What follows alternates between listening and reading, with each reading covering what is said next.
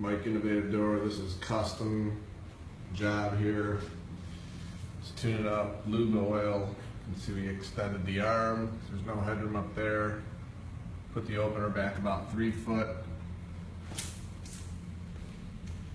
Got a rear mounted torsion underneath the heating duct, underneath all the pipes and wires. And this one's over by the piping up in there. We got her done. This is the small door, same thing.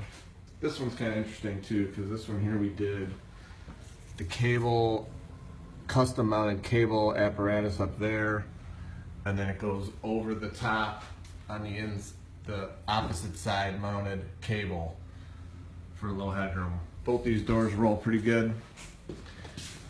It's freezing cold here in Chicago, and the floor, there's a bump right there on the floor, but this is like a 18 or a 17 by, I can't remember.